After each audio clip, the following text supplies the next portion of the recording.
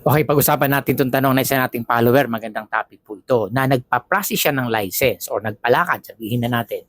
Pina-process, pinalakad the same. Pero gandahan natin yung terminology, pina-process. Kasi pag pinalakad, parang ang babaw, di ba? Para bagang dela sa tabi-tabi. Pag pina-process, talagang punong-puno siya ng pagpapahalaga. Hindi naman sabihin natin minamaliit. Ano po? Kasi pag sinabing pinalakad, parang tingin nila, ang baba naman yan, palakad. Hindi yun eh. The same yung with pina-process. So, nagpa-process ng license yung isang kasama ng 59 natin. Ang nangyari, pag ano ng license lang ibinigay doon ng agency. Sa agency pa mismo, pina-process yun. Diba? Tapos, ang ibinigay lang doon ng agency, nung dating agency, is card lang. Security license card lang. Supposed to be, may mga documents po na attachment yan pag pinaprocess natin. Lahat na andun po yun. Hinahanap yun kapag ka nag-apply tayo. Hindi pwedeng license lang. Pag iyon lang, may possibility, talahib yan or fake yan. So, i-double check natin. Una, ang gawin ni sir, tanungin niya, bakit card lang sir? Ang ano, wala dito yung opening report, closing report, etc. etc. Alam niyo yung kung ano yung mga attachment po niyan pag pinaprocess. Kasi kami nagpa-process din ng license. Ano po, meron akong kakilala na sila yung nagpa-process, ini-endorse ko doon. Pero ayoko kasi mapahiya doon sa mga lumalapit sa akin. Kaya legit na legit, yung doon lang talaga ako ever since na nagpapaprocess sa kanya. Kapag wala siya, nasa province at hindi siya available, hindi ako nagpapaprocess kung kani-kanino. Kasi doon ako sa trusted ko. Kasi ang hirap hawakan yung tiwala ng tao. Ngayon, tanungin sir, bakit ang muna kasing gawin, tanungin sa agency, ano yung reason, bakit walang attachment? Bakit nasan yung mga documents? Bakit card license lang? Dapat alamin po muna natin yun kasi hindi nasabi ni sir ano yung reason. Ang ibinigay lang, yung license lang mismo, yung card lang. Kaya ang gawin natin sir, para make sure na talaga yun ay legit, punta tayo sa Krame, kumuha tayo ng certification po ng ating license. Wala pong bayad yun, lala. Hindi ko lang po ngayon kung may bayad, pero alam ko wala talaga yan.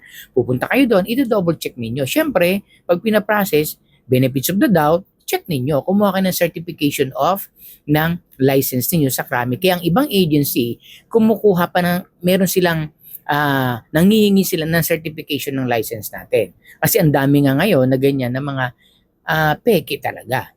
Kaya kung magpapaprocess tayo, doon tayo sa alam nating legal, na kilalang kilala natin. Kasi ang mahal ng pagpapaprocess ng license. Siyempre, yung magpaprocess niyan, may fee yan. Hindi po pwedeng yung fee lang doon sa training school ang babayaran. Natural, siyempre bibigyan din natin yung magpaprocess yan. Ang hirap kaya magprocess ng license.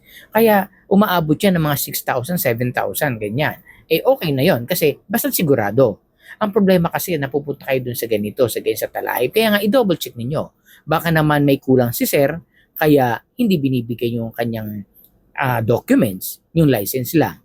Tingnan natin kung fully paid ba. Pero kung fully paid, walang damage, hindi po pwedeng card lang ibigay. Dapat na andun lahat yung mga clearances na binibigay ng training school kaya na-process yun. Kasi hinihingi din po dun sa Krami yan, yung mga documents yan, bago i-process yung license. Hindi pwedeng wala kang ibibigay. Kaya nakakapagtaka, paano nagka-lisensya yan na walang supporting documents?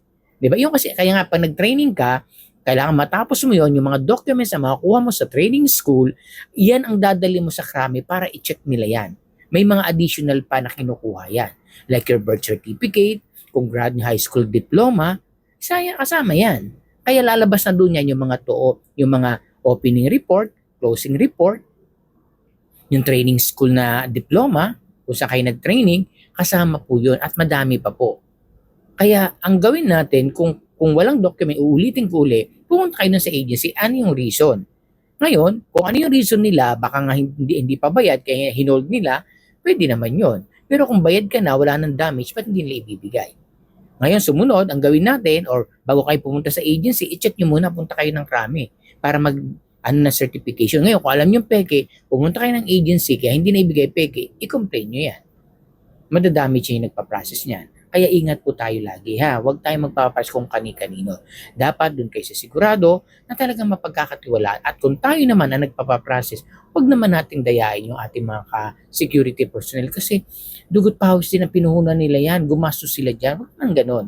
Kasi isang malaking kabalintunaan yung mandaya ka ng kapwa mo. Ano po? So ganon po. Tanungin natin sir para at sure tayo para malaman natin ano yung susunod nating gawin para sige, huwag nating papabayaan na ganun lang, wala kayong makukuha. Dapat magtanong kayo. You are security. Una, protektahan natin ang sarili natin. Dahil sigurado, pag protektado tayo, how much more yung agency o yung trabaho na pupuntahan natin. Safety first.